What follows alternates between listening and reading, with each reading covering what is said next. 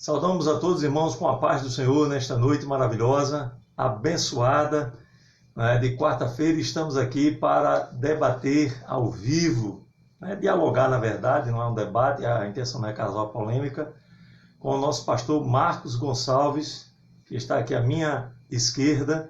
Não é? Ele não é de esquerda, ele está à minha esquerda. Vai ser bem descontraído, tá certo? Vocês podem fazer aí as perguntas e nós vamos tentar responder na medida do possível, até porque a gente quer organizar para que seja bem dinâmico e não caia na mesmice, tá certo? Então, possamos dar as boas-vindas ao pastor Marcos Gonçalves. Pai do Senhor a todos os irmãos aí que estão começando agora, né? Eu sei que muita gente vai chegar até pela dinâmica sempre do pastor Daladier, fazer uso e um bom uso da rede social para isso. Então a gente conta com a sua presença e participe mesmo, compartilhe e também faça as suas perguntas, que como dizia o nosso pastor, dentro do possível a gente vai estar respondendo a cada um.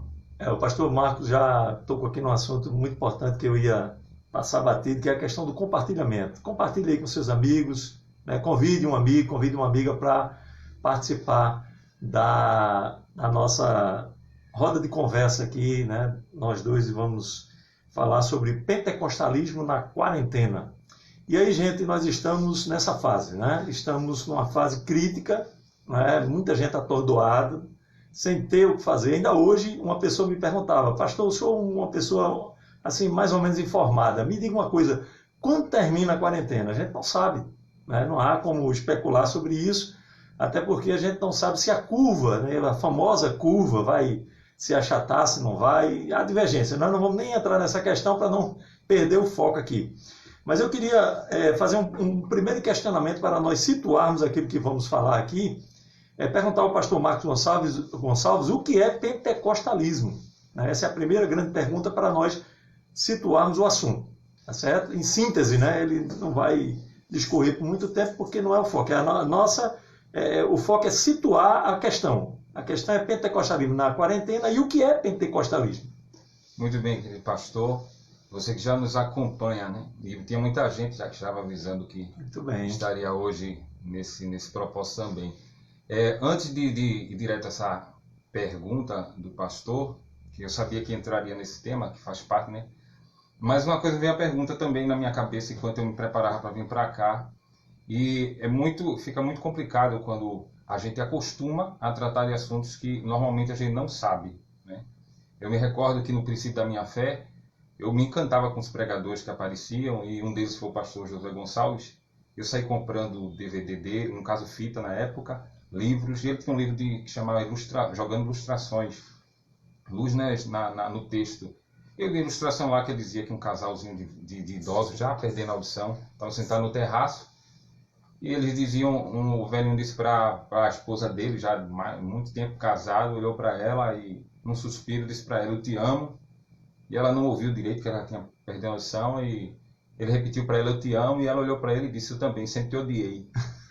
Quer dizer, a comunicação, né? Ela é fundamental. É fundamental. Então, muita gente hoje em dia se envolve pela questão do pentecostalismo, se identifica com o pentecostal, do movimento do pentecostalismo, mas nunca parou para examinar, nunca parou para ler, nunca parou para buscar sobre isso, igual a quarentena. Pronto, eu vi pessoas falando que a quarentena era 40 dias. Não, a quarentena é aquela reclusão de indivíduos com saúde, né, sadios, e até se estende a animais, no caso, quando há uma infecção e o último contato, o período da quarentena a partir do último contato com o infectado, até um prazo máximo enquanto estiver incubado.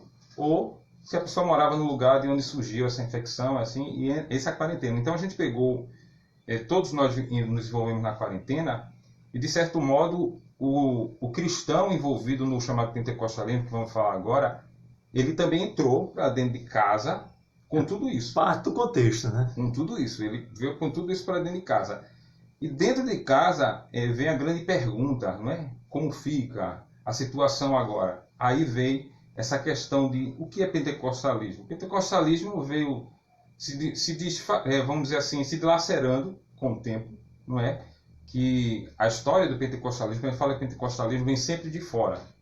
Mas ela aqui no Brasil, falando apenas aqui no Brasil, a gente vê que praticamente, eu não vou fazer uso de uma questão de doença, de vírus, mas praticamente foi por uma questão de reclusão, quando ali não foram aceitos a maneira que os missionários oravam dentro da igreja, e eles insistiam em orar daquela maneira, e foram destituídos ali, saíram, não queriam eles no culto, e eles oraram na casa da única irmã, lá em 1911, que tinha sido batizada, né, com o Espírito Santo e recebido essa alegria, e eles foram lá na casa dela, e ali dentro da casa houve alegria do Espírito, várias pessoas foram batizadas. Então há esse contexto já lá de trás, desse perfil de dentro da casa, também haver a manifestação. Só que o pentecostalismo, ele recebeu algumas ramificações, né? Primeiro veio o clássico, né? Que é aquele que está mais restrito era a igreja cristã, a assembleia, e ele foi chamado 4 momentos, mais ou menos, 4 momentos. Eu vi alguns historiadores e outros essa divisão, pastores, né? Dizendo que é 3, outros dizem 4. Eu olhei por 4 momentos. Primeiro momento, a gente vê que a igreja clássica, assembleia cristã, que pregava... As históricas, né? Chamadas históricas. Que pregava o batismo com o Espírito Santo e a evidência de falar em línguas como parte principal do movimento do Pentecostes, o movimento pentecostalista.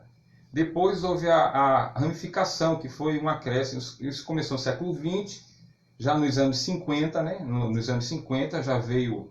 Aí veio Urd em 60, eu acho. Veio como é? Deus é Amor, Deus ao Brasil Amor. para Cristo, e a Vida Nova, se não me engano, Renova a Vida. Se tivesse, irmãos, perdoe se for engano. E eles começaram daí a não centralizar apenas o batismo com o Espírito Santo, né? Outras experiências, né? experiências. Hoje há uma discussão muito grande, né? Eu tenho presenciado aí várias vezes essa discussão na internet sobre se o batismo no Espírito Santo, o sinal, a evidência inicial do batismo com o Espírito Santo é falar em línguas ou não. O que é que o senhor acha dessa propositura? De fato, o senhor concorda que falar em línguas, ou o senhor tende a entender de uma forma diferente? Na minha concepção, eu como pentecostal, me identifico como pentecostal, e hoje com mais maturidade, né, eu já ingressei, eu era da igreja batista, eu já ingressei na Assembleia sabendo disso. Eu não sou aquele que vou mudar a história, mas eu entrei sabendo disso, que é uma regra que se pede. Porém, a gente vai lendo Bíblia, mesmo, e a gente pesquisando, e a gente vai ver que primeiro o cristão tem a chegada do Espírito Santo, é onde ele vai ser convencido, nova criatura, ele produzir frutos do Espírito, os quais contra eles não tem condenação, e também há o revestimento de poder, que é a manifestação de línguas. A gente vê que no livro de Atos, no capítulo 1, quando aconteceu aquilo ali, aconteceu por um propósito, que era a engrenagem da igreja, vamos chamar de igreja missionária, ia começar a girar. Estava recente a ascensão de Cristo. Então os discípulos estavam naquele momento de oração constante, e veio o revestimento de poder. Veio capítulo 2 inicia com o derramamento. Com o derramamento do Espírito. Dali em diante, começou as muitas almas e os dons manifestam. Agora, a gente vê que Jesus soprou sobre os discípulos o Espírito. Lá no Evangelho de João, soprou sobre eles o Espírito. Né? Acredito, eu sempre ilustro, contando para as pessoas, que eles ficaram perguntando, sentisse alguma coisa, a ilustração. Sentisse alguma coisa? Não, só sei que ele soprou. A Jesus adverte, olha, vocês vão ser revestidos. Né? Agora, era um evento posterior, né? Um evento posterior. Os sensacionistas, eles criticam muito nessa questão, até unificam, né? É 2 unificações que se faz. É a questão dos dons, né, com os dons ministeriais, ou seja, o exercício deles dentro da igreja é tido como manifestação dos dons espirituais. Então, se alguém tem habilidade de socorro, tem habilidade para a pregação, por exemplo, então ele tem o dom da profecia. Eles fazem esse amálgama, né? Eles unem as coisas. Mas, na verdade, a gente entende pela palavra de Deus que são coisas diferentes. Você vê Apolo, por exemplo, pregava, né? Apolo pregava, e de repente Paulo disse, olha, vocês sabem que existe para os discípulos de Apolo, que tinham sido acostumados naquele método de pensar, naquela maneira de pensar. Não, nós nem ouvimos que existe Espírito Santo. Na prática, eles tinham o Espírito Santo, né? João 14, 23 diz que aquele que me ama guardará os meus mandamentos, meu Pai amará, e viremos para ele e faremos nele morada. Só que eles não tinham ciência disso. É como acontece com muita gente hoje, que aceitou Jesus e não sabe que o Espírito Santo mora nele. Isso não deixa de ser... Essa pessoa não deixa de ser um salvo na pessoa de Jesus. ela simplesmente precisa ser doutrinada, entender, né? Por isso que é importante o estudo da palavra para poder entender essa realidade. E quem ensina deve também ensinar a buscar o revestimento. Muito bem. Agora, como a gente já recebeu, e é respeitável, né? É respeitável, fique bem claro, é respeitável tanto o assembleísta, como o pentecostalismo clássico, como as igrejas que vieram, as igrejas tradicionais, as igrejas batistas, renovadas que vieram, e elas não têm como crivo, que eu vim da igreja batista, isso, interessante, pastor Daledi, que eu fui da igreja batista batizado com o Espírito Santo com 23 dias, e o pastor da igreja que eu fazia parte, ele era tradicional e comandava uma igreja renovada. Então, a gente vê que ele incentivava a buscar o batismo com o Espírito Santo, e ele pregava muito nas terça-feiras, que era o culto de doutrina, ele pregava muito sobre a manifestação dos dons, depois que alcança o Espírito, na vida cotidiana, dons do Espírito, dons espirituais. E ele falava muito sobre isso, e com 23 dias eu alcancei o batismo com o Espírito Santo, tenho convicção disso. Quando eu vim para a Assembleia, que fui para um conselho dele, ele disse para mim, eu queria muito que você ficasse aqui, mas seu lugar não é aqui, Deus me mostrou que seu lugar não é aqui. E ele me indicou a vir à Assembleia, eu vim para a Assembleia por conta dele. Quando eu cheguei aqui, eu já sabia que existia essa questão, que é uma questão de credo, né? Vamos chamar assim, uma questão de credo, e eu respeito. Só que pela linha da Bíblia, o que dizer de um pastor de uma igreja tradicional que anda nos frutos do Espírito? Precisa haver respeito, né? Né?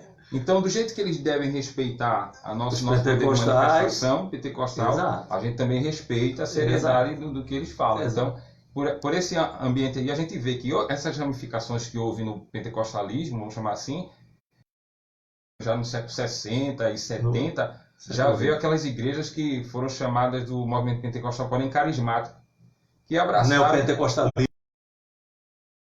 outros pregarem essas coisas, e veio um quarto momento que eu chamo de pentecostalismo,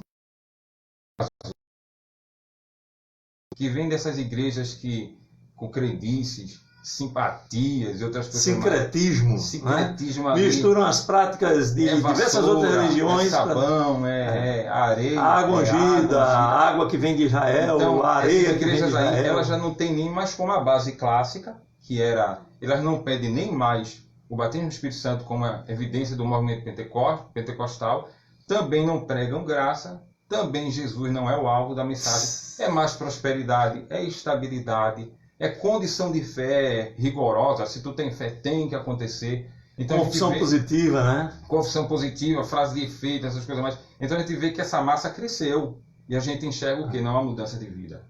Não é uma mudança de vida. Então o pentecostalismo, ele sofreu. Só que o pentecostalismo tem origem, sim. O pentecostalismo tem origem. É um movimento sim, que o mais básico das definições aponta que o movimento do pentecostalismo é parte de uma experiência direta com Deus, através do Espírito Santo como mediador. E através do Espírito Santo quando ele passa a habitar. Então o pentecostalismo tem esse papel fundamental. Olha, queremos fazer uma pausa aqui para saudar a todos aqueles que estão conosco. Muita gente aqui acenando, muita gente deixando mensagens. Tá certo? O irmão Alcides Almeida fez uma pergunta. Estabelecer, né, sobre uma colocação, se achar por bem, estabelecer a diferença entre pentecostalismo e neopentecostalismo. É exatamente isso que a gente acabou de fazer. Não misture as coisas. O perigo que existe hoje no Brasil, em todos os debates e discursos que há a respeito do evangelho em geral, é misturar todas essas tendências como se fossem uma só. Então, se dá vários nomes, a gente não vai nem falar aqui sobre esses termos, porque não é o foco. Mas o evangelicalismo ele tem muitas nuances, muitas faces, e o perigo é pegar todas essas manifestações e fazer uma. Dizer, aqui, o padrão é esse, e essa não é a realidade. Tá certo? Nós, como pastores assembleanos, nós acompanhamos, eu creio que o pastor Marcos também acompanhou, ao longo do tempo, esse desenvolvimento do neopentecostalismo, cuja ênfase, ele já falou, eu vou só enfatizar aqui, para ser redundante, né, é a prosperidade.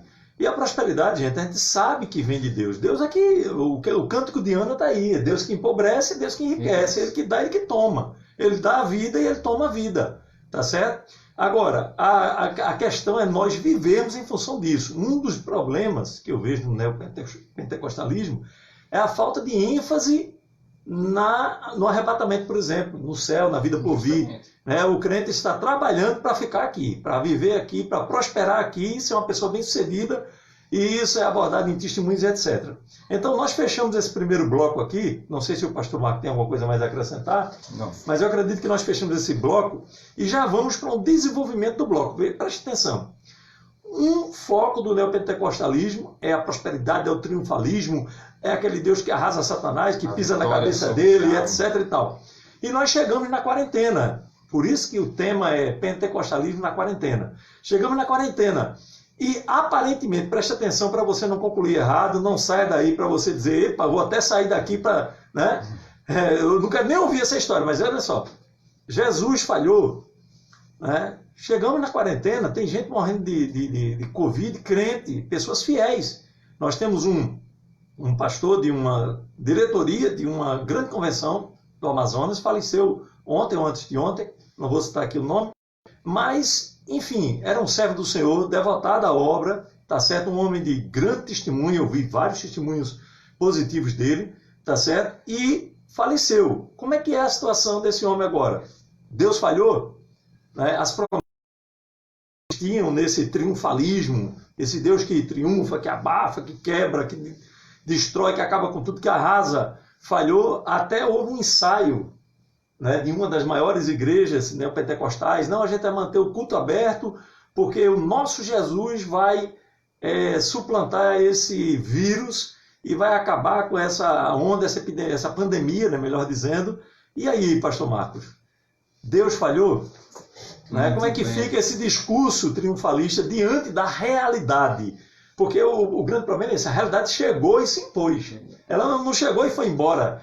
Ah, estou sendo repreendido. Ela chegou e arrasou. Eu vinha dizendo há dias atrás, participando de alguns cultos, e teve cultos que também fiz uma live que foi assim, uma conversa assim, bem à vontade.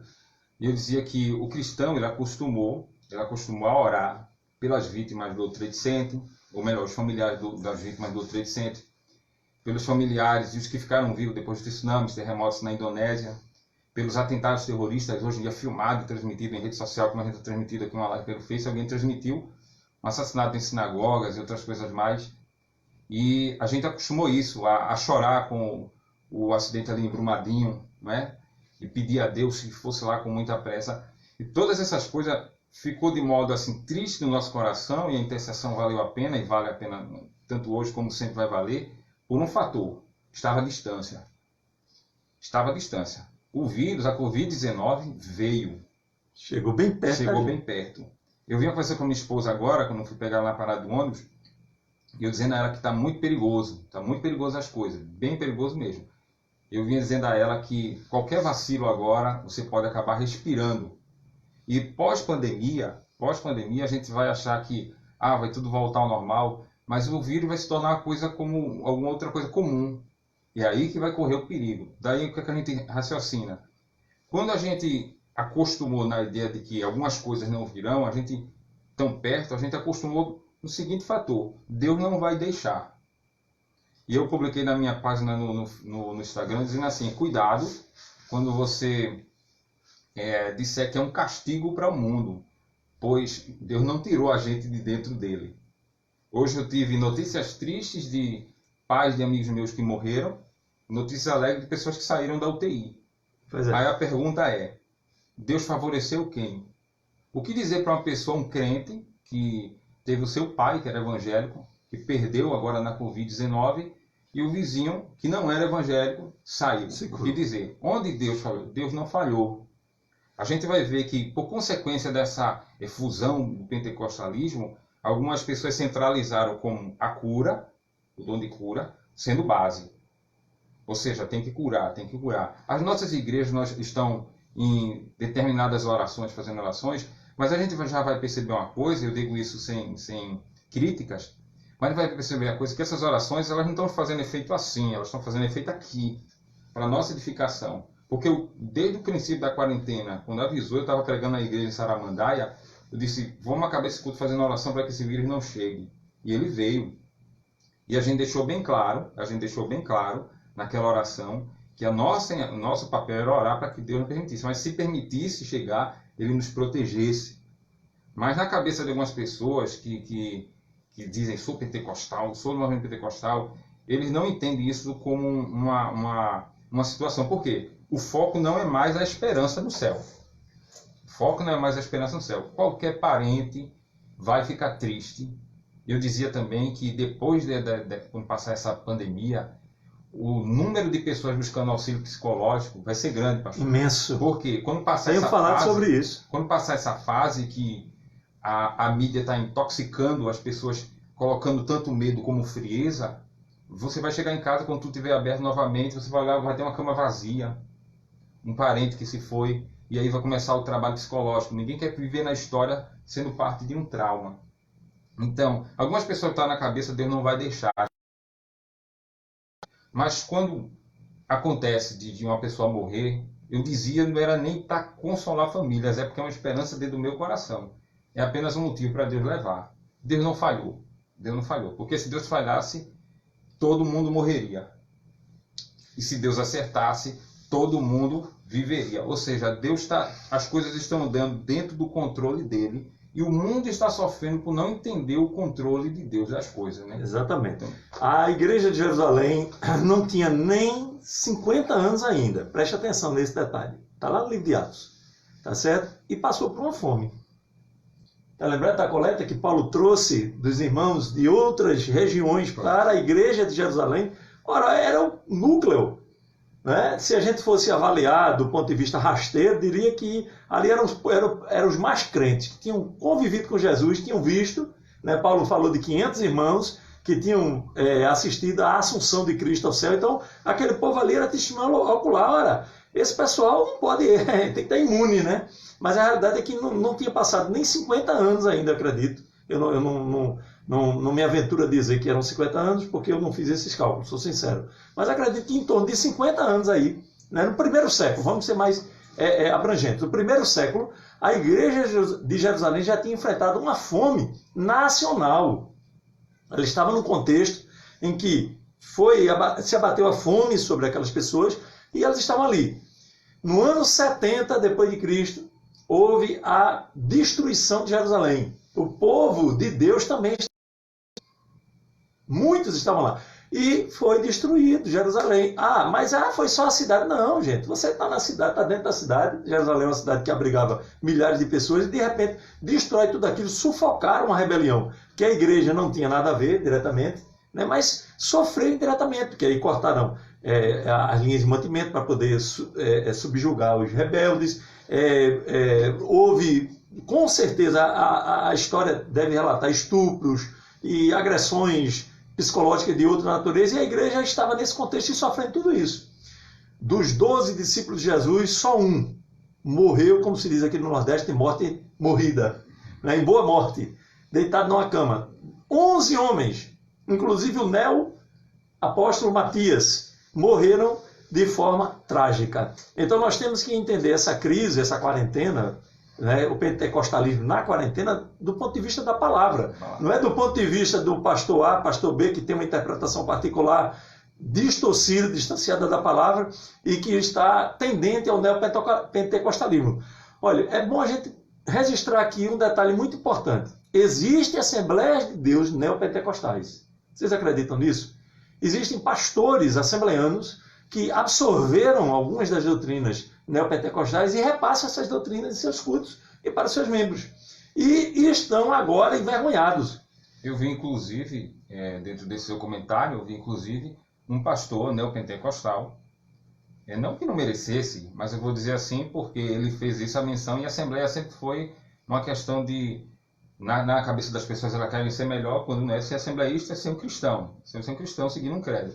E um neopentecostal, aí uma igreja neopentecostal mesmo, não assembleia, o pastor elogiando, dizendo assim, eu fico muito agradecido por ver a Assembleia de Deus como ela é neopentecostal.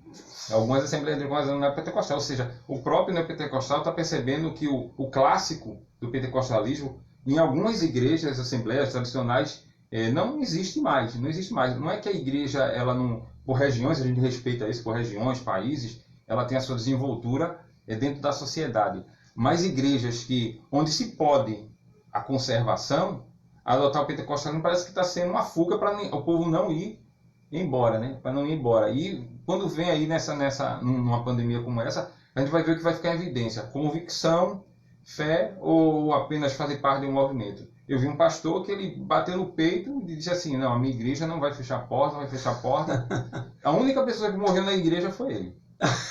Foi a única pessoa que morreu na igreja foi ele. É a contradição das contradições. Aí eu preferi elogiar ele pela convicção. Foi coerente, né? Pelo menos, né? Ele faleceu no lugar de todos. E a gente vê que o próprio... Estados Unidos também aconteceu, né? Um pastor que disse que o Covid era mentira, que não ia chegar... E a gente vê que o próprio Ministério da Saúde falava que por regiões, né? Algumas tinham mais perigo do que outras. Mais frias tinham mais perigo, mais quentes. Essa coisa toda a gente tinha por aí. Aí no princípio de fecha tudo, poderia ser sim que tivesse uma cautela, onde fecha, onde não fecha. Mas quando o negócio alastrou, querer bater de frente com uma realidade é mesmo que tentar Deus. Eu considero assim, é mesmo que tentar Deus. Porque o senhor também é testemunha, a gente é envolvido diretamente com a igreja, o que sentir falta. Pois tem muita gente que não está se adaptando à participação de cultos em live. Com certeza. Então, o pentecostalismo sofre com isso. Sofre com isso por não ter essa adaptação. Vamos chegar lá. Tem muita coisa ali. A marca do pentecostalismo é a Bíblia. Você nunca viu um pentecostal sem Bíblia. É uma marca. Agora, o problema todo até que ponto ele carrega, até que ponto ele lê, até que ponto ele estuda. Né? Porque a Bíblia, gente, pode ser que alguém se desvie, por isso que eu estou dizendo a vocês, não saiam da live. Quando você vê um ponto mais polêmico, não sai da live. Fica aí, porque você pode chegar a uma conclusão errada. Olha só, a Bíblia, ela tem elementos aí para defender várias teses. Se você pegar aí uma tese distorcida, você vai procurar versículos e vai encontrar, de repente, versículos que como aquele pastor que disse que podia ter 5, 6 mulheres, né? Porque a Bíblia permite a poligamia. Então, a Bíblia não proíbe diretamente, não diz, olha, é proibido o homem ter mais de uma esposa, etc. e tal. Então, por esse ponto de vista, pode-se encontrar, né, apoio para uma doutrina distorcida. Não quer dizer que a palavra é distorcida. É totalmente diferente. É a interpretação. É que eu, na minha concupiscência, na minha vã maneira de pensar, posso pegar a Bíblia e apoiar a minha tese. Né? E, de repente, não está nada disso na Bíblia. Né? Tanto não está, como está, mas de uma maneira diferente. Então, essa questão é muito importante nós abordarmos. Para você que está aí, eu encontro muita gente, aconselho muita gente que interage comigo via mensagem: pastor, como é que pode? O negócio desse veio. E a igreja orou tanto, e aí? A igreja continua orando, gente. Mas a igreja não está imune. A Bíblia diz o quê? Aquele que nem ao seu filho poupou. Veja a colocação, né, do escritor. Como não nos dará todas as outras coisas? Muito bem, mas a gente só pensa em coisas boas. O apóstolo Paulo era um homem muito mais crente que eu, de repente, né? Mas ele disse que passou por todo tipo de prova. E quando você chega lá em Filipenses, aí ele diz que você está em fome, nudez, né? E posso todas as coisas. Aí você, eu só vou pegar esse pedacinho aqui, posso todas as coisas, porque eu posso tudo.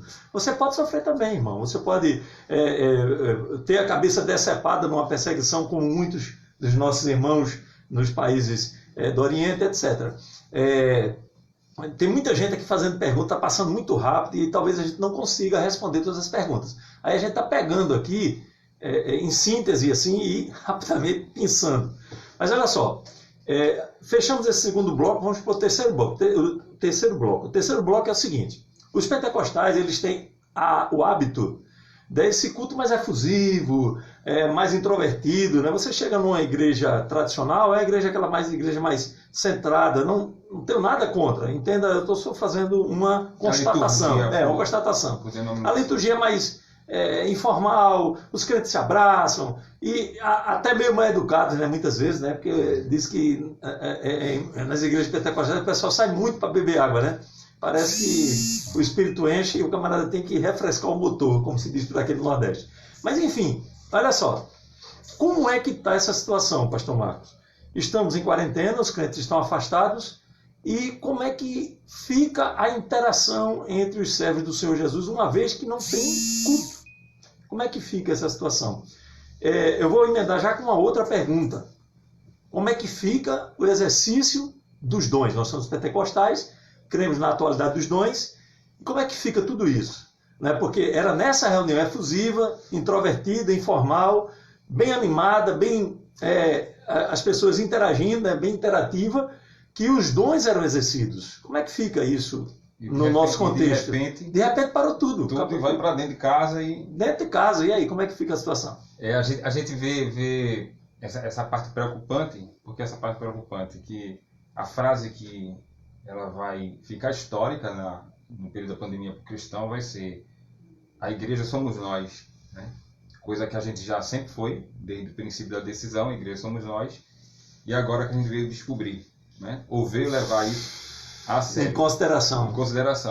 Tudo contextualização, né, hoje em dia. A gente tá tendo que contextualizar tudo ao mesmo tempo. Aí, o que acontece? Primeiro vem as dinâmicas para viver uma quarentena. Primeira coisa que você abordou, culto doméstico. Depois interagir com os familiares.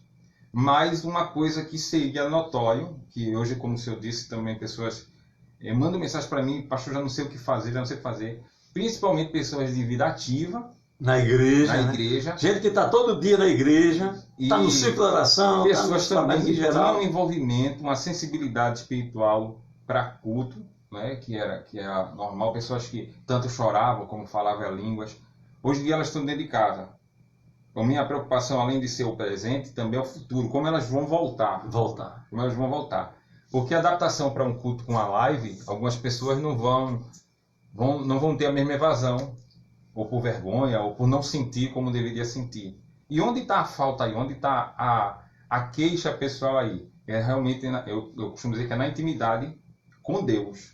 Na intimidade com Deus. Porque a gente percebe que com essa pressão da quarentena, a gente descobriu que jogávamos a responsabilidade em quem oferece lá uma palavra, um louvor. Então a nossa intimidade com Deus... Nós dependíamos, né? Dê um glória aí, sinta aí a presença, e agora? Aquela coisa de...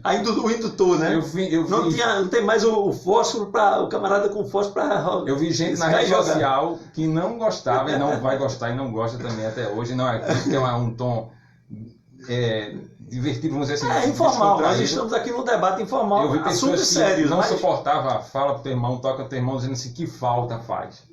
Porque a gente percebe aí que existia uma dependência. E enquanto Deus habitando, o Espírito Santo habitando, o culto começa aqui, o culto na pressão termina aqui, o culto vive aqui, a gente vai ver com esse culto. E não estamos acostumados a isso. Então a pessoa vai pensar: vou falar línguas quando estiver orando, como eu vou profetizar, o risco das profecias momentâneas, sonhos que o pessoal está publicando aí que... É muito fácil sonhar, né? Muito profetada. É muito fácil sonhar na crise com piores momentos ainda. Então, a gente vai ver. Eu me recordo, pastor, que eu cheguei para minha filha menor e disse a ela assim: tive um sonho antes dessa pandemia, que eu tive um sonho.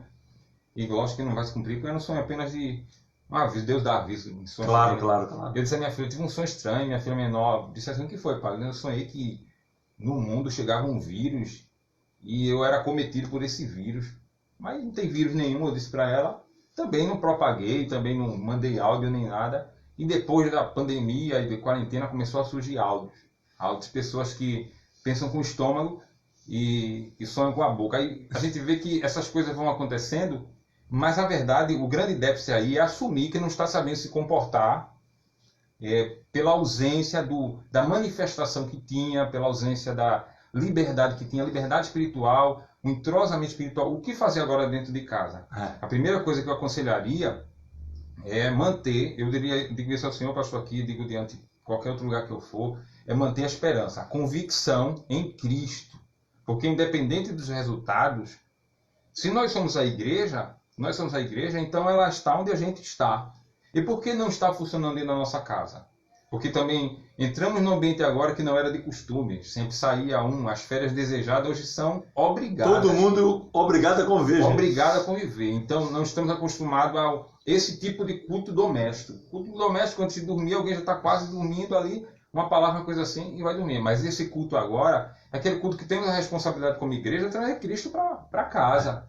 trazer Cristo para casa. Para nossas atitudes, né? Nossa atitude. E como a gente vai atitudes fazer isso? cotidianas que vão. E como a gente vai fazer isso se estamos apenas acostumados a carregar? Né?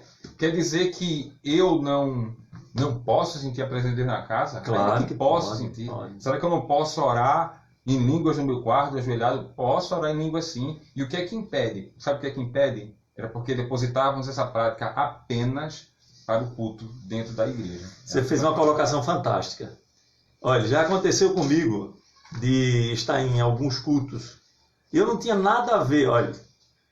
Não é uma questão de não prestar atenção. Eu presto sempre muita atenção no culto, inclusive, até sou observador demais. Mas aí o que acontece? Às vezes não tinha nada a ver com a pregação, não tinha nada a ver com o louvor, não tinha nada a ver com nada que estava acontecendo ali. Eu sentindo a presença de Deus, eu chorava feito criança. Não sei se o senhor já experimentou esse tipo, eu acredito que sim, não é uma exclusividade minha. Tá certo? Eu estou só colocando aqui para os amigos e amigas. Então, isso tem que ser um exercício. Né? Esse momento de quarentena é um exercício para nós. Né? Nós temos que redirecionar todo o nosso entendimento do que é ser crente, todo o nosso entendimento do que é servir ao Senhor Jesus, porque, de fato, é isso. Não é? Como é que nós, na perseguição, por exemplo, vamos sentir a presença de Deus? Quando passar a perseguição, aí a gente decide se vai dar glória, se vai dar aleluia, se vai falar em línguas. Irmão, não existe isso. Eu estava aqui essa semana, escrevendo um artigo, vendo alguma coisa, e eu senti a presença de Deus aqui, nesse lugar. E eu falei em línguas aqui. Né? Isso não é uma experiência que aconteceu agora na quarentena. Isso acontece, não digo que acontece todos os dias, mas acontece com uma certa regularidade. Por quê? Porque essa é a nossa adoração. É o que nós temos que ser. Não é porque eu sou mais crente que ninguém, muito pelo contrário, eu tenho que melhorar bastante. Mas o que eu digo é o seguinte, é que nós temos que rever os nossos conceitos. Esse é o momento de rever conceitos. Tá certo? Eu acho que o neopentecostalismo vai sair prejudicado. Essa mensagem triunfalista vai perder um bocado de adeptos, né? Acredito que sim. E vai haver uma religiosidade centralizada, não no eu, que aí vai se tornar egoísmo, mas na importância de nós fazermos a nossa parte. Né? Os cultos, você tocou num assunto fenomenal, tá certo? Quero lhe parabenizar aqui sem missa de corpo presente. Nesse assunto, nessa questão fundamental, nós esperarmos que o pastor seja o indutor da nossa adoração. Se o pastor estiver lá animado, a gente está animado. Mas rapaz, o culto hoje está muito desanimado. Mas espera aí. Você é um altar, você está adorando a Deus, Ele vive no teu coração. Essa sintonia tem que ser constante. Né? Evidentemente, tem cultos mais animados, tem cultos que traz você para perto, né, da adoração, da efusão. Mas essa não é a regra. A regra é justamente o contrário. É você estar predisposto a adorar a Deus de uma forma espontânea. Tá certo? É o que nós estamos testemunhando. Então, nesse momento aí, o senhor não respondeu ainda. Como é que está o exercício dos dons? O exercício dos dons. Eu diria que até não me tenho por atrevido, invasivo e nem presunçoso, mas eu diria que pelos comentários e pelas conversas, não desmerecendo ninguém, a gente percebe que o que mais se evidencia hoje é o seguinte: estou orando mais. Maravilhoso. Se está orando mais, melhor ainda. Agora a gente não vê manifestações de pessoas dizendo que está em evidência os dons. A gente não vê, realmente não vê. Ou seja, eu ontem assisti a live do pastor Altair com a psicóloga. Ele está aí conosco, viu? Ele está aí na expectativa. Assisti a live. Passou aqui ainda agora. Assisti a live do pastor Altair com a psicóloga. Ela falava sobre as mutações na mente, a saúde mental, o tema ontem foi saúde mental. E muito importante, eu percebo também a manifestação dos dons e atividade espiritual hoje reclusa vai trazer danos mentais. Em que sentido? De como eu vou voltar. Eu me lembro que aquele rapaz na Olimpíada vinha correndo e se lembra que entrou um padre, né? Um padre lá correu e atrapalhou o corredor brasileiro. Eu quando for passar de carro, às vezes o pessoal está fazendo Cooper na rua, ele fica em sinal aberto, ele fica fazendo Cooper parado, né? Ali no lugar se movimentando. Se parar, quando abre, porque se parar para pegar de novo é sufoco. O que vem na minha mente, alguns crentes pararam de maneira tal que eles vão ficar com receio de como voltar essa atividade, porque os dons não estão em atividade, como não é uma regra, mas como deveria estar, como se esperava estar. porque eles não criaram, não se criou um ambiente que eu possa usar esse dom. Aí vem aquela coisa que fica entre aspas, quem usava ou quem se usava, né? Quem usava, quem se usava. Eu recebi o dom de línguas estranhas com 23, eu bati no Espírito Santo e o dom de línguas com 23 dias de fé, e eu me recordo claramente no dia que Deus usou uma pessoa para mim e disse que eu recebi o dom de profecia. E eu confesso, profetizei, já fui muito agitado. E eu comecei a perceber, pastor, quando um amigo meu me aconselhou a ler muito Bíblia, eu comecei a ler Bíblia, eu percebi que eu fui parando de profetizar. Profetizo, quando Deus anda em mim, eu fui parando. E eu fiquei me perguntando, por que eu estou esfriando, o que é que está acontecendo? Foi quando eu não sei onde ele está hoje, o pastor Ângelo, não sei se eu lembro, pastor que fez missão na França. Sim, ele andou pelas nossas igrejas, dando estudos sobre dons espirituais, né?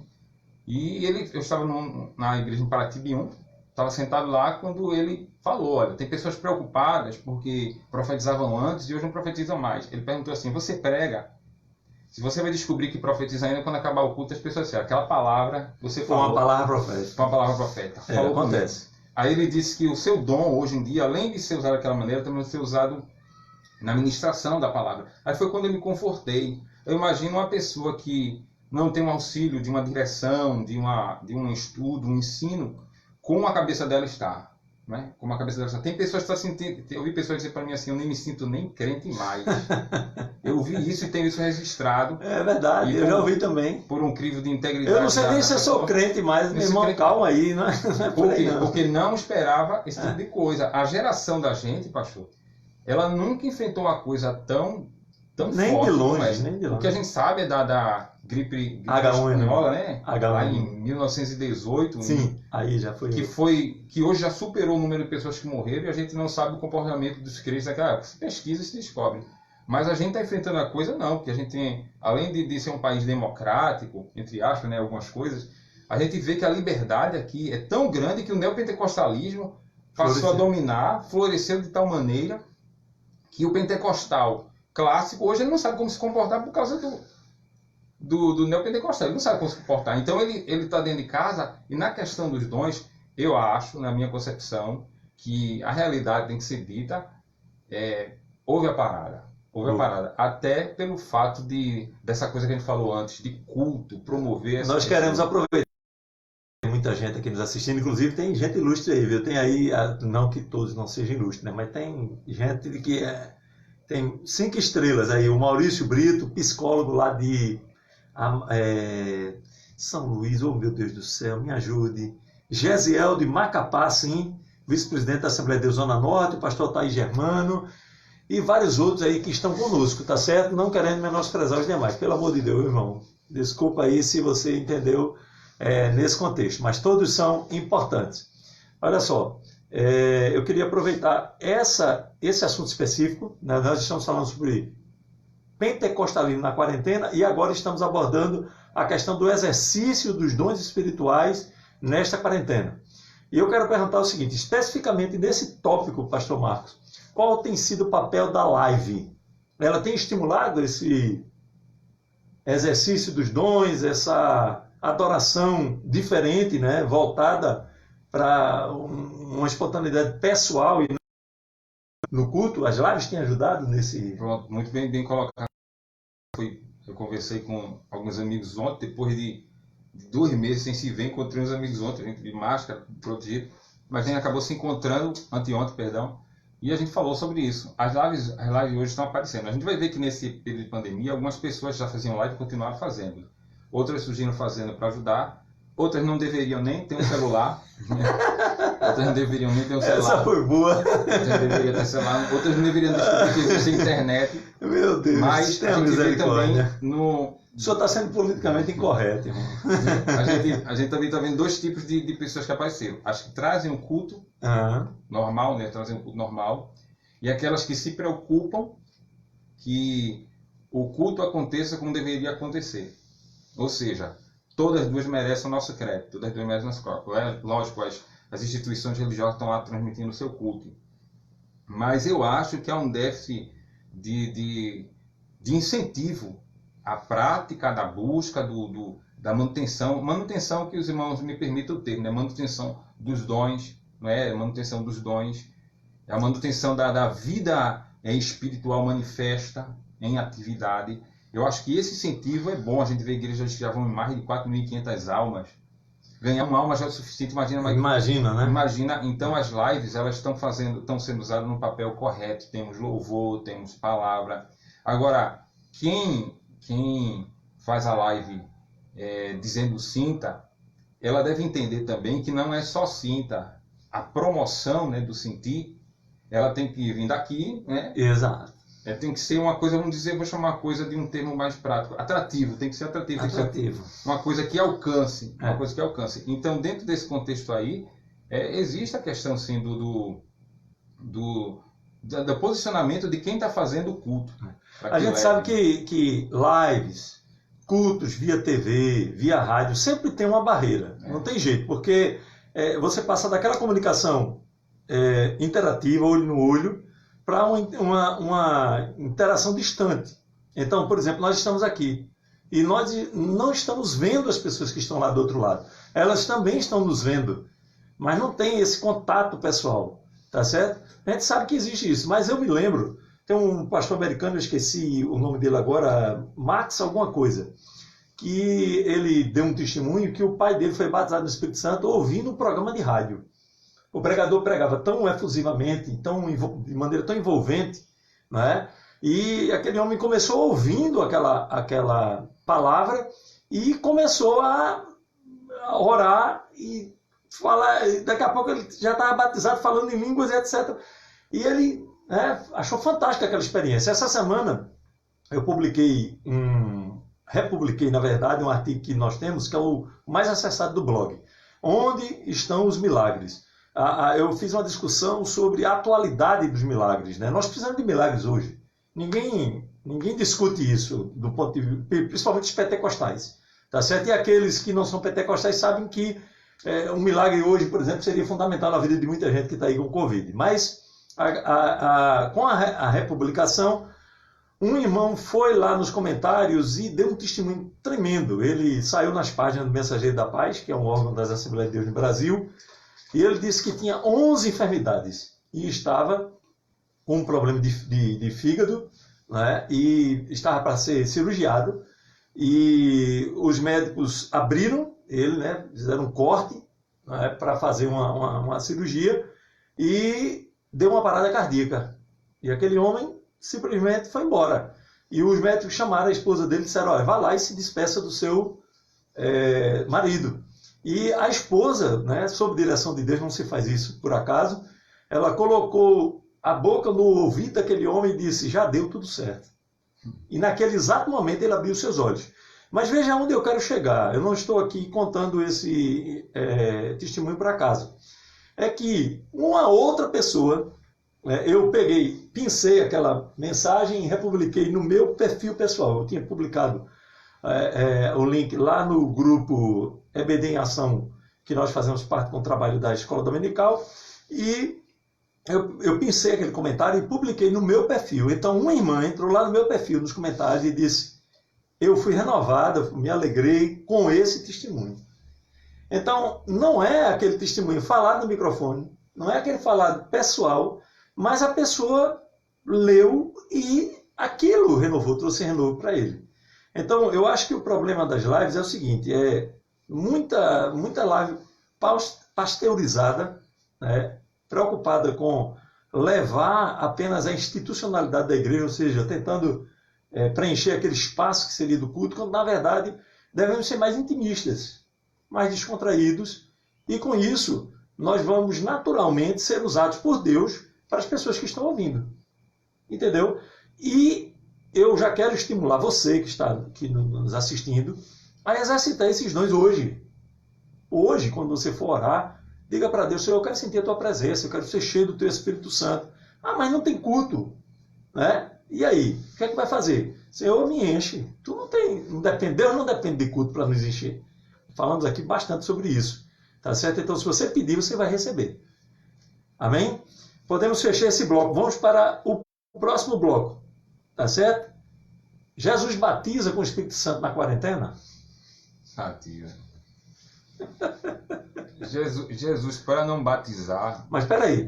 Eu acho que eu não coloquei bem.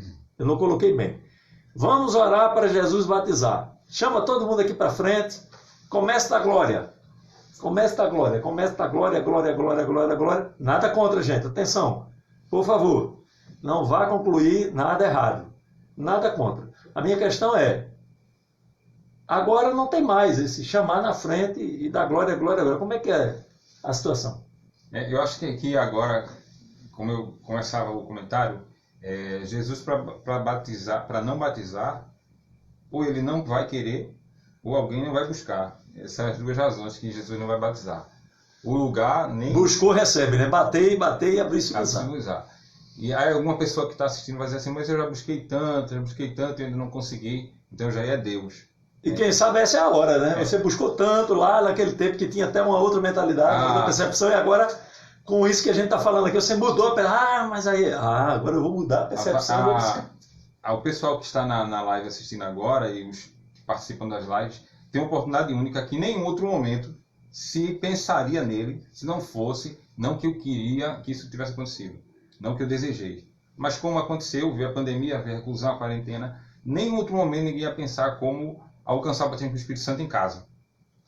Em casa. Daqui a gente dá a palavra de sentido. Pouquíssimas pessoas, pouquíssimas. Eu conheci ao longo da minha vida todinha de evangélico, se 20 pessoas, tanto, que oraram em casa em algum momento para que Jesus os batizasse com o Espírito Santo. E a gente vê que agora é uma hora de se refazer alguns princípios, alguns conceitos, e é uma hora de buscar o que você nunca buscou. Nunca buscou. Que é aquela intimidade e acesso. Eu dizia atrás numa live que se eu fosse reorganizar, pedir um conselho sobre fé, como manter a fé, eu diria, eu vou reorganizar minha vida para que a fé tenha acesso a outras áreas que antes eu não deixava. E se tratando de batismo com o Espírito Santo, que é uma questão muito íntima, de liberdade que a gente dá a Cristo para todas as partes da nossa vida, ele entrar através do Espírito Santo, eu diria que essa é uma hora muito boa para que você experimente a questão do batismo no Espírito Santo. E olha que vamos bem mais preciso do primeiro passo da nossa conversa. Tem pessoas que já têm ele, pela evidência da vida pessoal que tem, né, frutos do Espírito, e agora já tem metade do caminho andado. Me permite o termo, Deus me perdoe, pela expressão é um modo prático de falar, já tem metade do caminho andado, agora só falta o revestimento. E esse revestimento vai dar acesso aos dons. É uma hora perfeita para você se experimentar, a ter experiências com Deus agora, dentro da sua casa, dentro do seu quarto, assistindo a gente agora. Eu me lembro que eu estava dirigindo uma vigília, uma certa feita, e quando foi a hora do batismo, tinha um jovem que ele foi o primeiro a levantar. E ele ficou lá, e eu acho que alguém disse para ele, vá chorando, que você é batizado. Ele só chorava. E eu estava orando para a pessoa ser batizada, naquela vigília, eu estava dirigindo ela, eu orando para a pessoa ser batizada, e eu percebi que ele não parava de chorar. E não dava glória como ele costuma, né? O pessoal dá glória, né? Ele só chorava. Quando acabou, eu chamei o melhor amigo dele que estava lá e disse assim, por que ele chorou tanto? Ele disse, pastor, porque ele passou a semana toda, essa vigília foi no sábado, passou a semana toda buscando bater com o Espírito Santo. Ele disse que não tem mais voz para dar glória, de tanto nas assembleias, nas batistas, onde tem igreja, ele foi. Porém, ele disse assim, ele falou para mim assim, que ele já não tem mais força. Eu peguei aquele jovem, levantei e disse, olha, varão, vai para casa agora. E aqui você não vai receber não. Diz para ele. Eu digo ao Senhor que foi pela direção de Deus. Isso aqui você não vai receber não. Quando você cruzar a porta da sua casa, você vai receber batismo dentro da sua casa. Porque você depositou tudo em um lugar, e você depositou em pessoas o seu batismo. Para quando você chegar na sua casa. Porque você acreditou em paradigmas errados, né? Sair daqui para lá, você com certeza vai refletindo sobre o que eu estou falando. E ele chegou em casa, aí quando ele abriu o portão, nem a porta foi, quando ele abriu o portão, que era, eu morava num sítio, quando ele abriu o portão, que ele vai entrar já na pressa de ir para ver se vai dar certo mesmo, no portão da casa ele foi batizado com o Espírito Santo. Então, há aquela coisa, acreditar na intimidade, Jesus batiza sim, ele batiza por uma live, ele batiza você orando pela sua família aí agora. Eu creio. Ele cura pessoas, você orando da sua casa, ele cura pessoas internadas e você receber notícias. Então, faz parte, só é você saber administrar isso. Muito bem. Já que Jesus batiza na quarentena, ele também dá os dons na quarentena ou não? Dá. Assim. Porque existe uma coisa que uma vez pontuei quando eu fazia parte da equipe de Eladalp, né? Passei 5 anos lá. Eu pontuei em uma das aulas e eu tive o privilégio, não é para me gabar, mas eu tive o privilégio que eu me dediquei muito àquele trabalho. Eu passei 5 anos e nunca repeti uma aula. E é errado repetir uma aula? Não é errado não. Mas foi uma coisa que eu coloquei no meu coração e insisti. Sempre renovava, né, o cardápio. E eu falei uma vez sobre sacerdotalismo e carismatismo. O sacerdotalismo é um conceito que parte do Velho Testamento. O sacerdote é um homem que é um representante que está entre os homens e Deus. O carismatismo já é amenizar essa situação. Da seguinte forma, se prega no carismatismo que Deus dá dom a homens. Esses homens vão trabalhar com a igreja e nesses dons vai se dividir em 2 classes. Os que edificam e os que são edificados. Ou seja, vai ter aquele que sempre vai estar pregando edificação e vai ter aquele que sempre vai estar sendo edificado. Esse carismatismo interfere no quê? Na busca. Interfere porque o carismatismo gera a dependência. Gera dependência em pessoas. E quando essa dependência acontece direcionada a pessoas, é como se eu estivesse alimentando uma pessoa que me manipula. Tem gente que sabe que está sendo manipulado, mas gosta de manipular alguém para que ache que está sendo manipulado. Essa coisa. Se mantém nisso, para esse ciclo vicioso, e se sente bem, porque busca da estabilidade, aqui está tudo bem, e não está experimentando novas coisas com Deus. Então, batismo acontece, dons são distribuídos sim, Deus distribui dons. Pessoas que levarem a sério essa live, como outras lives que já assistiram aí, vão sair da quarentena, outros crentes vão sair. Vão aproveitar, né? É a hora de aproveitar, né? Vão ser crentes bem mais espirituais. Vão ser, os pastores vão olhar assim e vão dizer, valeu a pena a quarentena, porque vai ter um novo crente dentro da igreja. Então, são pessoas que vão levar essas coisas a sério e vão fazer o melhor proveito possível. Então, Deus batiza e Deus dá dons.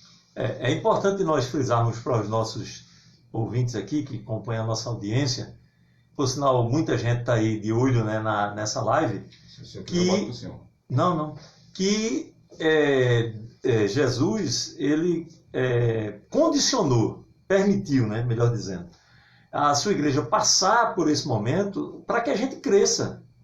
Né? Quem vai sair menos crente, e vai ter gente que vai ser menos crente, vai ter gente que vai ser menos crente, vai ter gente que vai sair ateu, perdeu 3, 4 familiares, não conseguiu racionalizar isso aí, contextualizar biblicamente. Então o camarada faz o quê? Ele acha que Deus abandonou e que Deus até nem existe. Se ele existisse, tinha tomado alguma providência. Mas muita gente vai crescer, tá certo? Muita gente, inclusive eu até discuti esse assunto ontem num artigo que eu postei, não vou mencionar o artigo para não atrapalhar aqui o andamento da nossa palestra. Mas vai ser uma dor de cabeça para muitas lideranças, porque tem crente orando, tem crente lendo, tem crente crescendo espiritualmente, e tem gente que está com uma bagagem fantástica. E quando chegar na igreja, aí é a mesma coisa de 6 meses atrás, de 3 meses atrás, antes da pandemia, aí, meu irmão, aí vai ser complicado, porque vai haver um nível de questionamento, pelo menos é a minha previsão, pode ser que eu esteja errado, um nível de questionamento como nunca houve, tá certo? Diante da bagagem que foi acumulada. E vai ter também o questionamento das pessoas, né? Pastor, perdi meu ente querido, não tive nem como chorar os meus entes queridos, porque quem morre hoje de Covid está tendo uma cerimônia de 10 pessoas e no máximo 1 hora, é rapidinho, é só o tempo de fazer alguma cerimônia rápida e acabou. E tem lugares como o Amazonas, por exemplo, essa semana chegou ao meu conhecimento, um pastor presidente de uma das igrejas lá do estado do Amazonas, conversando com um amigo comum nosso, ele disse, olha, só dá tempo de terminar uma live, eu estou agora fazendo cerimônia fúnebre pela live, porque não dá tempo eu me locomover, morreu um irmão aqui, pronto, agora eu vou para o outro, não dá tempo, então eu monto a live lá, faço já pensou que coisa terrível, e já está desconectando, terminando, encerrou, já está conectando com outra cerimônia. Então é terrível. E o próprio pastor foi nesse contexto que ele estava conversando com o nosso amigo comum, que ele está exausto de tantas cerimônias fúnebres que ele tem feito de membros da sua igreja. Então, é essa, vamos dizer, essa represa que vai desaguar logo depois da quarentena.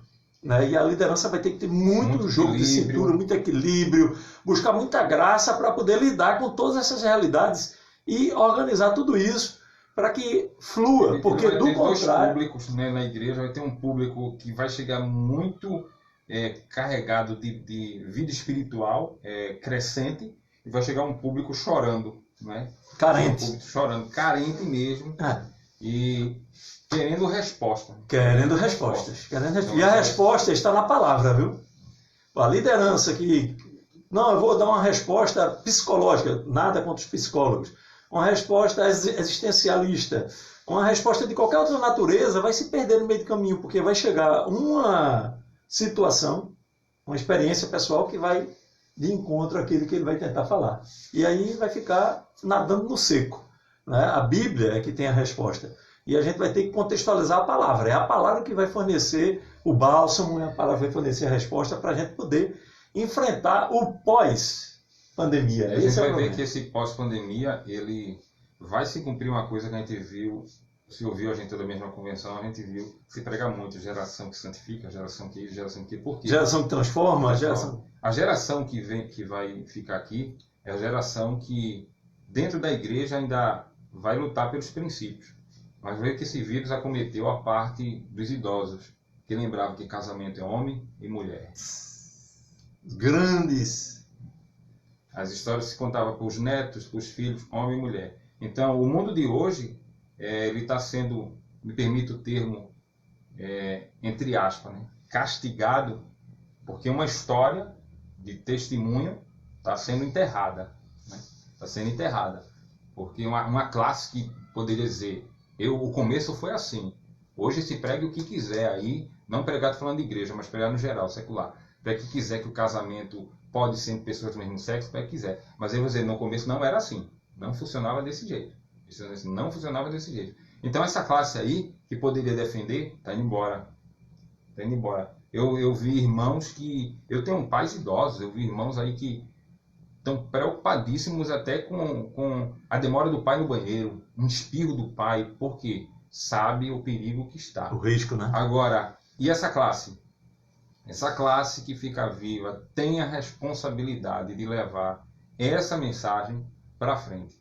E Deus está nos carregando dentro da pandemia, nos batizando, nos enchendo de dom, nos enchendo de conhecimento. Eu estou conhecendo pessoas que estão aplicadas livros, estão usando e-book e buscando, orando como nunca e ainda tentando se distrair, brincando com os filhos, tudinho, para manter o equilíbrio mental da sua fé, né, na sua vida de fé.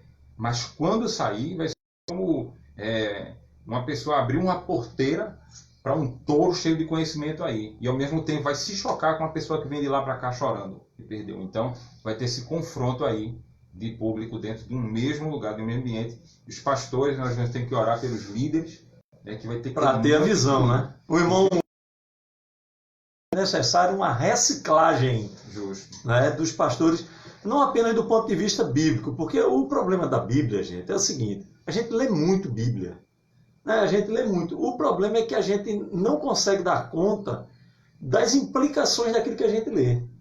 Esse é o grande problema hoje em dia. A gente lê, por exemplo, pronto, agora mesmo nós estamos falando, perguntando se Jesus batiza em casa. Onde os crentes do primeiro século foram batizados? Num cenáculo, era uma residência. Era um terraço de uma residência, a área superior de uma residência. Então eles estavam reunidos e foram cheios do Espírito Santo. Capítulo 19 do livro de Atos, estavam lá 12 homens na casa de Cornélio, se não me engano, né? Cornélio. Paulo foi lá, falou da palavra, receberam ou não receberam, enquanto... Desculpa. Enquanto Pedro estava falando, eles foram cheios do Espírito Santo e começaram a falar em línguas. Então, era uma casa. A igreja inicial, todinha... O 16 de Atos, quando Paulo e Silas saíram, que o desespero do carcereiro, que ele disse assim, vou morrer. A preocupação dele é que ia morrer. Ele disse, como faço para alcançar a salvação? Ele se referia a ele. Ele querendo ser Jesus, será salvo tudo em tua casa, que ia ser penalizado, a família dele também. Aí a Bíblia diz que aquele homem levou Paulo e Silas para casa orou por ele, né? Orou por eles ali antes, no primeiro contato, orou por eles. Ele creu em Jesus Cristo, foi batizado, foi para casa e diz que lá dentro todos foram, se alegraram, né? Ali dentro da casa. Então, quer dizer, essa coisa da casa funciona. Funciona. Bom seria que a gente guardasse a lição de ter 2 cultos, ou melhor, 3 cultos. Um quando a gente estiver saindo para ir para a igreja, um na igreja e outro quando voltasse, né? A pandemia vai levar a gente a avaliar melhor a casa, os ambientes da casa, os momentos da casa, da família, para a gente valorizar a presença de Deus dentro, né? A questão da intimidade, né, na residência é muito boa também. Será que muitos têm condições de fazer um culto em casa? Aí complica, né? É fácil você ser crente na igreja, fazer o culto na igreja e etc e tal. Bom, eu tenho aqui algumas perguntas, né, para os nossos amigos aqui, o nosso amigo pastor Marcos, e para que vocês reflitam, né? A questão seguinte, falamos dos dons, falamos do batismo, tem o dom de curar, dom de cura, né? Nessa pandemia, seria um dom útil, né? Questionável isso. E por que a gente não tem visto, né, com mais, vamos dizer, o exercício desse dom? Eu vejo nessa questão do dom de cura alguns pontos, não vou numerá-los para não ser extensivo, mas eu vejo alguns pontos. Primeira coisa, primeiro antes de chegar a identificação de um parente, um pai, a mãe, alguém, ou eu mesmo, testar positivo, veio o medo. O tóxico da fake news, da imprensa. Medo é inimigo da fé, né? E veio como se fosse uma disputa de medalha, né? Quem está morrendo mais, não está morrendo mais. E quando vai se contar hoje os mortos, vai dizer assim, vida em casa, a gente já corre e leva. Não é errado. Fique bem claro isso, não é errado. Não é errado, a gente tem que respeitar isso lá, não é errado. Mas, por que não orar antes? Até que ponto vai a convicção da gente de a cura? Porque a cura acontece pelo dom e acontece pela fé. Exato. Né? Acontece pelo dom e acontece pelo... Aí, gente, nossa conexão teve um probleminha aqui, né? Paciência, a live é bronca, viu? Não é brincadeira não. Você gravar e depois editar e publicar, beleza. Agora, bom, então retornando aqui, queremos mais uma vez agradecer a todos que estão aí conectados e continuem, tá certo? Nós vamos até às 21 horas, tá certo aqui. Pois bem, né? A cura, ela é necessária hoje em dia, né? Muitos crentes não buscam a cura porque a cura exige fé. Imagine que Deus manda você e agora impor as mãos sobre um doente para que ele seja curado. Então exige fé de quem está recebendo e exige fé de quem está indo, né? E eu digo sempre o seguinte, que muitos estão sendo curados, por incrível que pareça, né? Porque Deus, ele proveu mecanismos de imunidade do nosso corpo e muitos estão sendo infectados e através desses mecanismos o vírus está sendo repelido, vencido, né? Imunizado. Muitas pessoas estão imunizadas. E isso não deixa de ser uma ação de Deus que proveu o nosso corpo desses mecanismos. É como o milagre de Caná da Galileia que se repete todos os dias. Tem uva aí amadurecendo todo dia. Todo dia Deus está transformando a água em vinho, água em suco de uva, né? E nós é que não percebemos, né, muitas vezes. O cristão, ele tem que aprender a enxergar as curas de Deus nas coisas. Né? Eu tenho um filho que ele fez 2 cirurgias. A primeira cirurgia ele trocou uma válvula. A segunda ele trocou 3. E se você prestar atenção, quem já fez, quem já acompanhou, abre o externo, tira o coração do cidadão e coloca de novo. Isso aí só pode ser irmão de Deus, trabalhando na vida daqueles homens, daquelas mulheres ali. Então isso também é uma cura. Isso também é uma cura. E tem a cura diretamente, que a gente chama de sobrenatural, Deus, que ela atua também. Ela atua também. Se esse período, eu acredito que posteriormente vai aparecer, né? Ainda bem que não está virando, quero mais curtida por isso, quero mais like por isso, mas com certeza tem gente que está sendo usado. Eu já testemunhei, irmãos, assim, testemunhei, né, lendo, né? Tem irmãos nossos, pessoas que estavam com Covid, passaram dias internados, foram entubados, etc.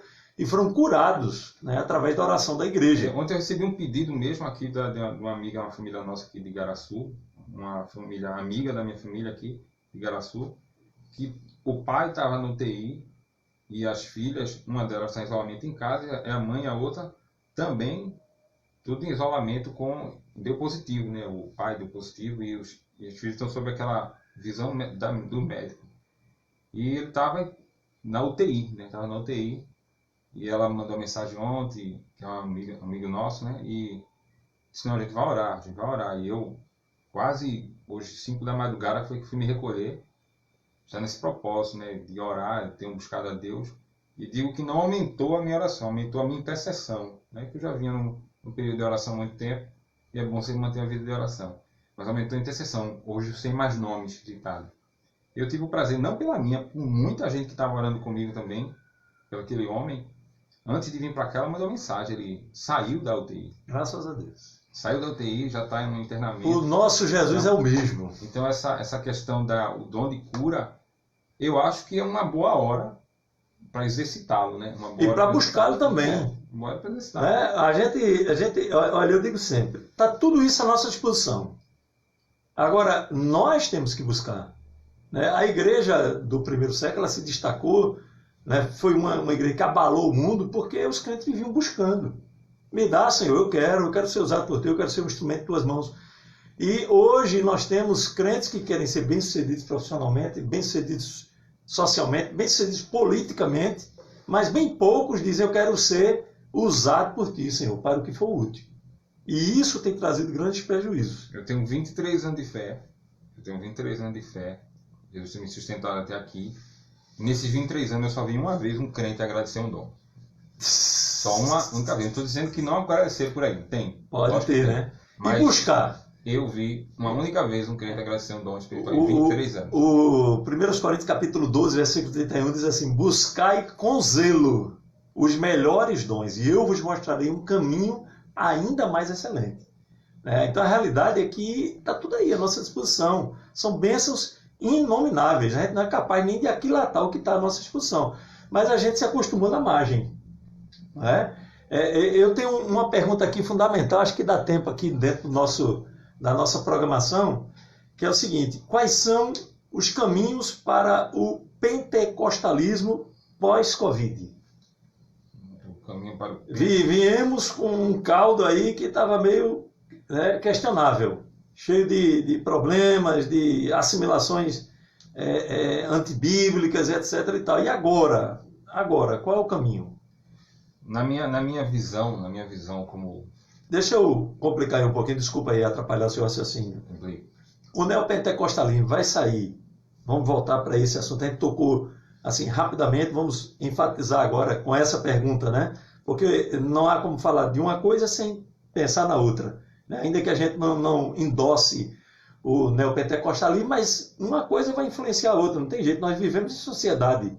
A gente não está em Marte nem em Vênus, o pentecostalismo está em Marte e o neopentecostalismo em Urano. Não existe isso, está tudo, né, no mesmo ambiente, na mesma sociedade, todo mundo interagindo.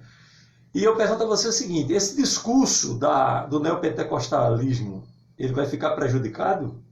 É uma... Eu acho que ele ser analisada. Eu acho que ele vai ter uma baixa de seguidores, né? Me refiro a seguidores a número de pessoas e igrejas. Pelo fato o neopentecostalismo, a gente teve no dia 3 de fevereiro, já medidas preventivas anunciadas. O governador do estado não cancelou o carnaval e igrejas neopentecostais foi para lá. Foi para lá pregar. Anunciou a quarentena, quem primeiro se trancou foram elas. Fecharam logo. É um contrassenso, né? Fecharam logo, né? Conseguiram sair sem medo de se contaminar com pecado, mas... Vocês vejam as implicações, né, que a gente vai conversando e vai... Já fechou, já travou. Aí o que acontece? Qualquer membro ia esperar da liderança do neopentecostalismo aquela coisa aquele carismatismo, aquele dinamismo de culto que encanta, né? Iam esperar agora em matéria de fé. Até o dia que um parente ou um membro daquela igreja, daquele segmento, não fosse cometido e pior, viesse a óbito. Aí quando ele vem a óbito, a intervenção desse movimento. Não há. Não há, porque ele se choca em coisas que não vai bater com o momento. Não vai bater com o momento. Ele mantém a estabilidade, mantém a felicidade numa linha horizontal, e a vertical, que é a esperança de céu, não. Se conta aqui. De repente você tem um momento da sua família cometido e morre. A realidade evaporou. Foi embora, isso já foi embora. Então já aquele choque entre o que ele prega, não é? E entre o que eu, na realidade, vivo. Vai ver aquele déficit, ou a pessoa vai deixar, ou vai para outro lugar. E a liderança que não se conscientizar que é hora de corrigir, de mudar, ela vai trazer alguma coisa cênica muito explosiva para resgatar esse pessoal, embora vai estar um déficit, que eu acredito que vai ter uma baixa, vai estar lá. Do mesmo jeito pode ter uma baixa também dentro do clássico, né? Dentro do clássico pode ter uma baixa também. Vai estar lá, mas se ele não houver consciência, vai ser aquilo que eu até disse dias atrás. O rapaz que foi acometido pelos salteadores no caminho de Jerusalém para Jericó, se recuperou, voltou para a família, está bem. O samaritano que ia de viagem, seguiu seu destino, chegou em casa, está bem. O levita e o sacerdote foi no outro dia para os cultos, que iam chamar de culto normal. Só que no dia da prestação de conta diante de Deus, Jesus vai dizer assim: vocês lembram que deixaram alguém no caminho? Então vai ser pesado. Então, é um momento de consciência, Agora, não só para eles, como para outras também, outras lideranças, independente da coisa, vai ser esse momento aí, é um momento de decepção mesmo. A baixa vai ser dada, vai. E outra coisa, esse pessoal que foi para lá na esperança e no atrativo de alguma coisa mais gostosa de se sentir, com mais facilidade, sem muitas regras, vai querer voltar para cá. Vai querer voltar para o tradicional, para o conhecido já, né? Vai querer voltar para o tradicional. Como vai encontrar o tradicional?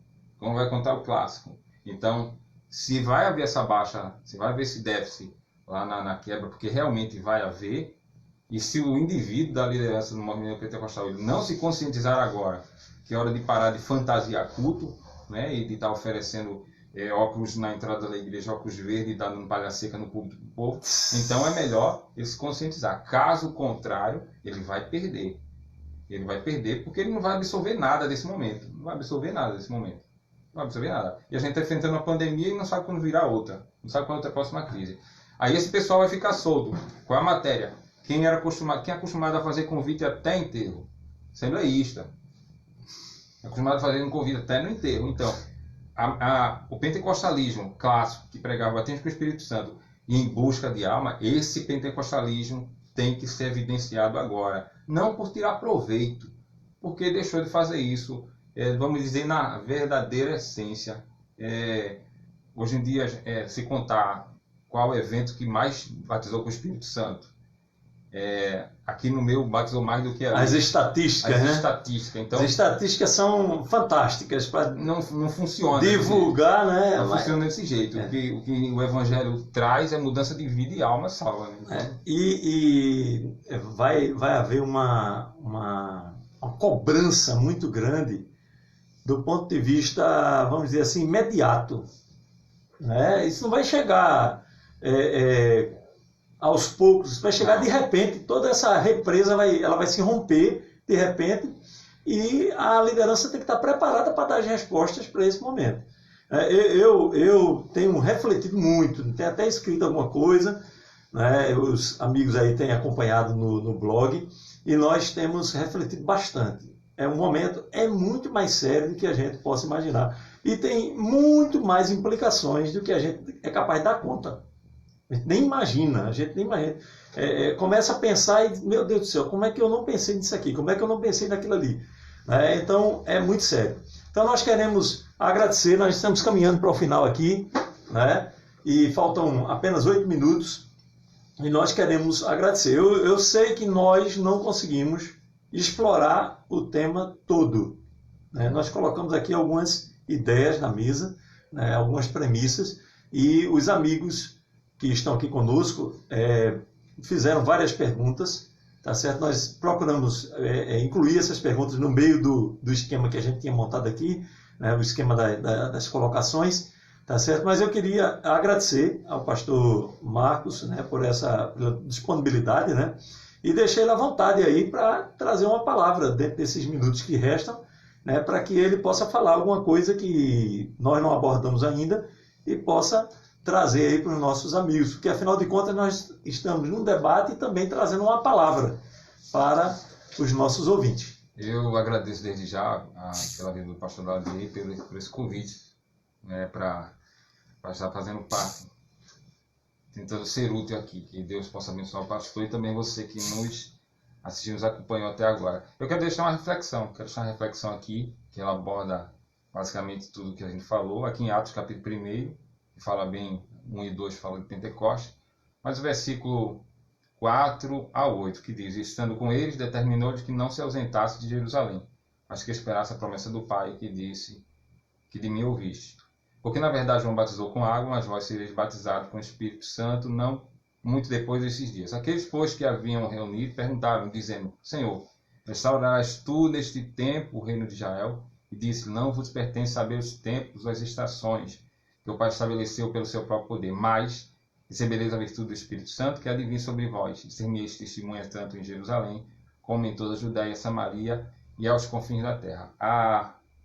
O interesse de deixar esse versículo como reflexão aqui nesse tempo que nos resta é no sentido de que o Senhor Jesus estava a ponto de ser na sua ascensão ali, né? Estava naquela andada com os discípulos e eles começam a perceber que Jesus daqui a um pouco ele vai começar a ser levantado, mas Jesus faz algumas coisas ali, entre elas há uma determinação, essa que a gente já conhece, versículo 4 e 5, que ele faz a determinação que não se ausentar de Jerusalém, e no versículo 5 ele faz menção do que aconteceu. João batizou com água, mas vai ser batizado com o Espírito Santo.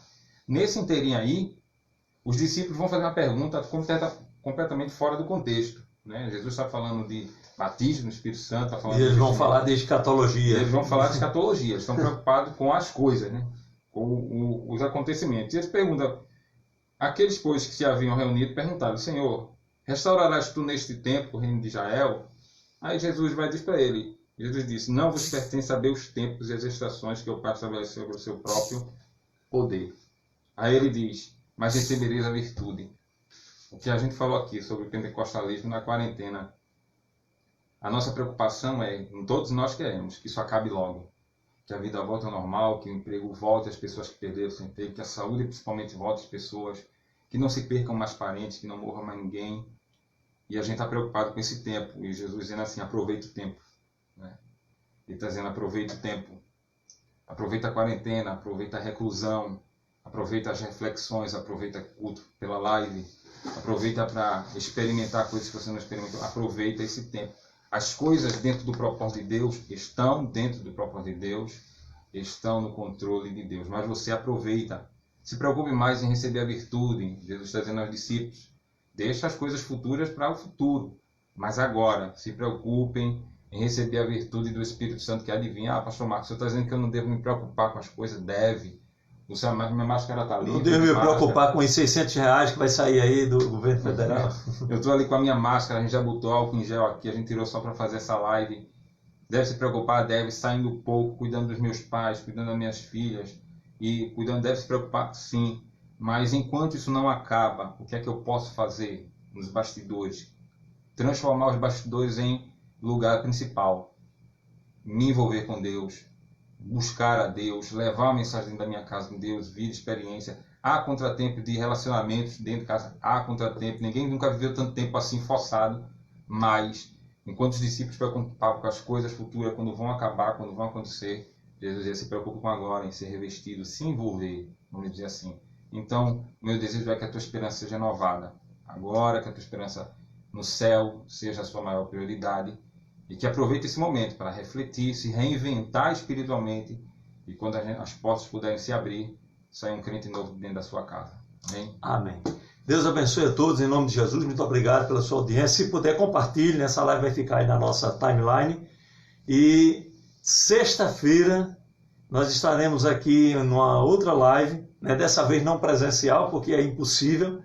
Pastor Isaac Luiz, que é psicólogo, assembleano, estará debatendo os aspectos psicológicos da quarentena, né? Depressão, ansiedade, transtornos, etc.